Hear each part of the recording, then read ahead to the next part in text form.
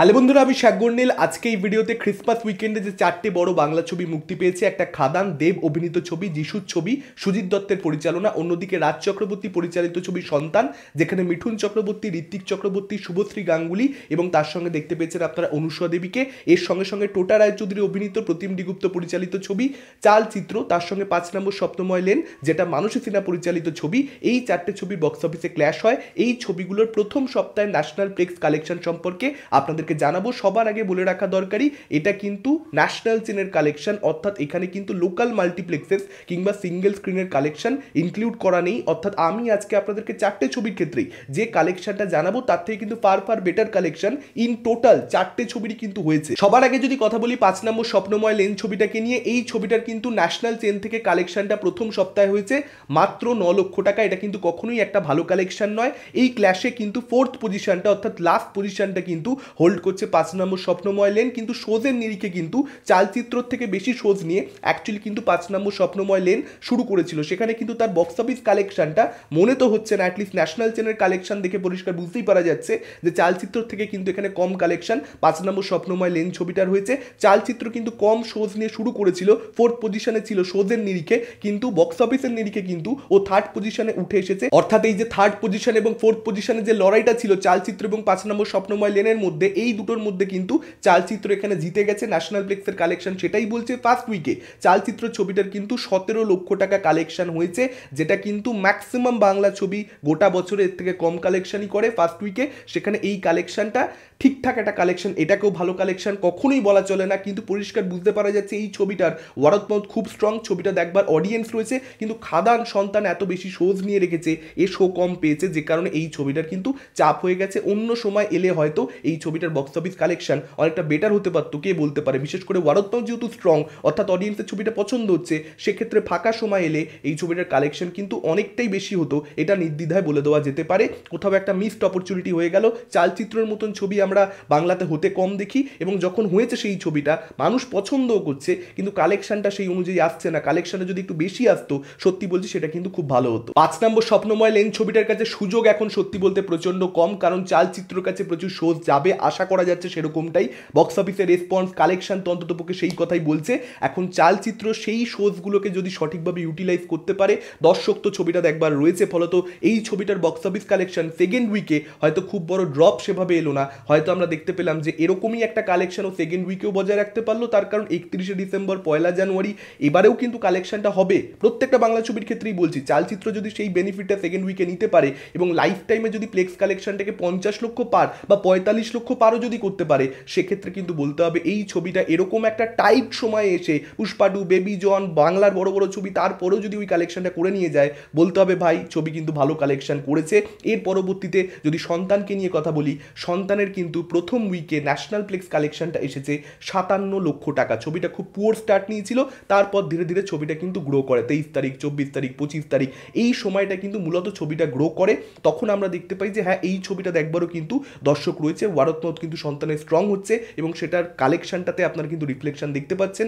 খুব poor start নিয়ে, যেখানে খাদান 10 গোল 20 গোল দিচ্ছিল একদম ওপেনিং ডেতে, খাদান কোথায় আর সন্তান কোথায়, সন্তানকে দেখতেই পাওয়া যাচ্ছিল না। সেখান থেকেও কিন্তু সন্তান যে কালেকশনটা করেছে ন্যাশনাল প্লেক্সে, সেটা কিন্তু খাদানের অর্ধেক বলা চলে। খাদানের মোটামুটি অর্ধেক প্লেক্স কালেকশন কিন্তু এখানে সন্তান করতে পেরেছে। খাদানের কথা যদি বলি, খাদান ছবিটা কিন্তু প্লেক্স কালেকশন ফার্স্ট উইকে করতে পেরেছে। শুধুমাত্র প্লেক্স কালেকশন, বারবার বলছি, 1,24,00,000 টাকা, 1,24,00,000 টাকা খাদানের প্রথম 7 দিনের প্লেক্স কালেকশন হয়েছে। বহুরূপীর প্রথম 10 দিনের প্লেক্স কালেকশন ছিল 2,34,00,000 টাকা। এখানে একটা বড় গ্যাপ আমরা দেখতে পাচ্ছি। 3 দিনের এখানে কম নাম্বারস রয়েছে খাদানের 7 দিনের, বহুরূপীর 10 দিনের, ফলত খাদানের 10 দিনের নাম্বারটা আমরা দেখতে পেলে এক্স্যাক্ট যে কম্প্যারিজনটা সেটা আমরা করতে পারতাম, সেটা এখন আমরা করতে পারছি না। তবে যদি আপনারা অন অ্যাভারেজও দেখেন, তাহলেও কিন্তু বহুরূপী অনেকটা বেশি এগিয়ে রয়েছে খাদানের তুলনাতে। 23 লক্ষ টাকা পার ডে অন অ্যাভারেজ বহুরূপীর কালেকশন ছিল প্রথম 10 দিনের সাপেক্ষে। যদি 2,34,00,000 10 দিনে হয়, তাহলে ওই অটোমেটিক্যালি 23 লক্ষ টাকা পার ডে হয়ে যাচ্ছে অন অ্যাভারেজ। এবং সেটা যদি 7 দিয়ে আপনারা গুণ করেন, যে কালেকশনটা আসলে খাদানের আসা উচিত ছিল বহুরূপীর সঙ্গে সিমিলার থাকবার জন্য, সেটার থেকে কিন্তু প্রায় 30-40 লক্ষ টাকা এখানে খাদানের কম কালেকশন এসেছে। ফলত খাদানের প্লেক্স কালেকশনটা শেষ অবধি কোথায় গিয়ে দাঁড়ায় সেটা বহুরূপীকে বিট করতে পারে কিনা বা বহুরূপীর কতটা কাছাকাছি পৌঁছতে পারে সেটা একটা দেখবার মতন ব্যাপার হবে। আপাতত কিন্তু বহুরূপীর থেকে খাদান প্লেক্স কালেকশনে পিছিয়ে।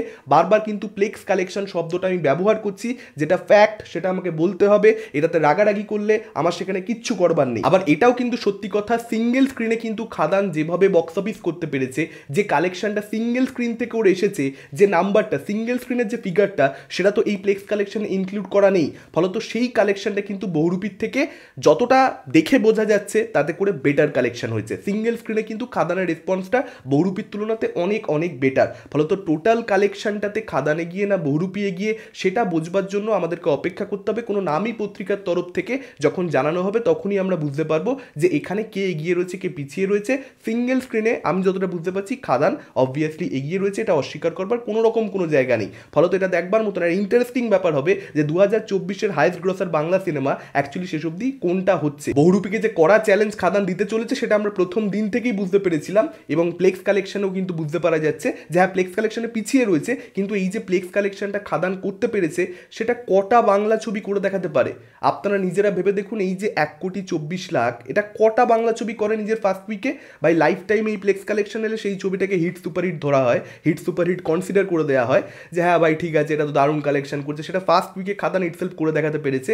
এবং চেঙ্গিজের প্লেক্স কালেকশনটা মনে আছে তো, সেটা 30 লক্ষ টাকা ছিল শুধুমাত্র ওয়েস্ট বেঙ্গল থেকে, সেটা 1,24,00,000 টাকা। তাহলে ভেবে দেখুন খাদান কতটা বড় জাম্প নিয়েছে।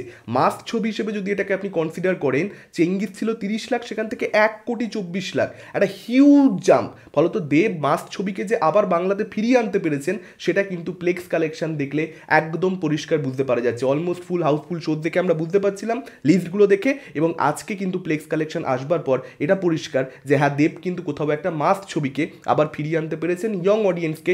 কোথাও একটা তিনি কিন্তু মাল্টিপ্লেক্সে ছবি দেখতে হবে, বাংলা ছবিও দেখা যায় মাল্টিপ্লেক্সে, বাংলা অ্যাকশন ছবি, সেটা কোথাও একটা দেব কিন্তু করে দেখাতে পেরেছেন। এর জন্য দেবকে সাধুবাদ জানাতেই হয়। আপনাদের মতামত কি এই পুরো বিষয়টাকে কেন্দ্র করে কালেকশন জানতে পারার পরে ডেফিনেটলি কমেন্ট করে জানাতে পারেন। এই ভিডিওটা ভালো লাগলে লাইক করতে পারেন, শেয়ার করতে পারেন। আমাদের চ্যানেল নতুন হলে চ্যানেলটাকে অবশ্যই সাবস্ক্রাইব করতে পারেন। আজকের মতন টাটা, চোখ রাখুন পরবর্তী ভিডিওতে।